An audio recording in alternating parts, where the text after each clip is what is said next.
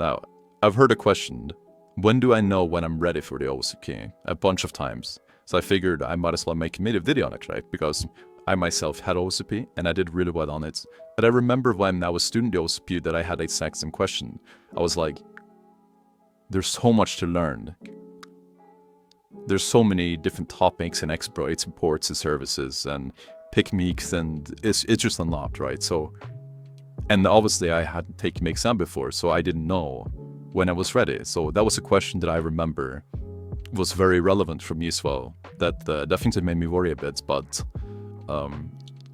after preparing the way that I did, and after having taken the OSCP, and I did really, really well, and yeah, so I figured that this could be really useful to you guys, the ones of you that haven't done the OSCP or thinking about doing the OSCP, or the exam is right around the corner for you. First of all, we have a 2-hour course here on YouTube that is basically designed to give you a very good taste of what you need to do practically to be prepared for the OSCP.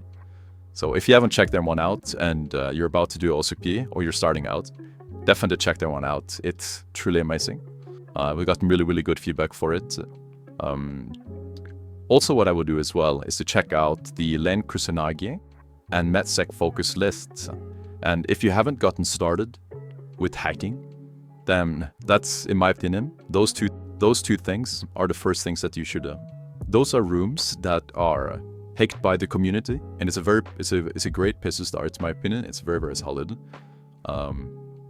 And do a lot of variety there. So do a lot of random CTS with common initial access and common privacy. A lot of them would be Linux.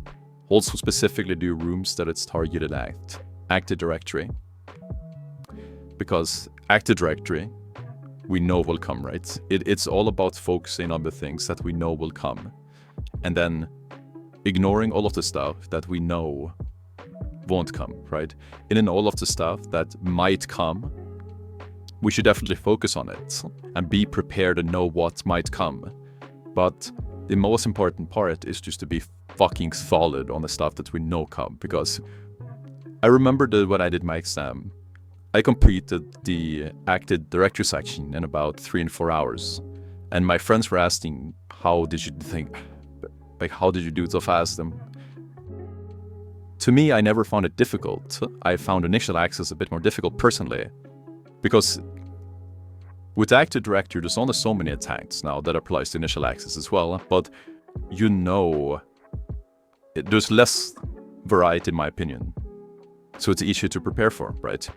We know Active Directory will come. We know privilege escalation on Windows and Linux will come.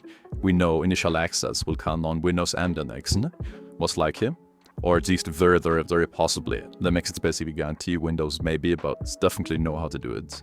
And something like pivoting, very, very possible, but it will come. Lateral movements, almost guaranteed, or basically guaranteed.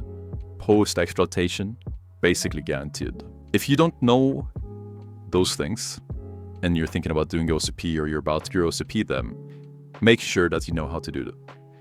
Another thing as well, I've covered in a different video, my OSCP exam advice, and also the banned tools for the OSCP exam. That's also very, very important to know.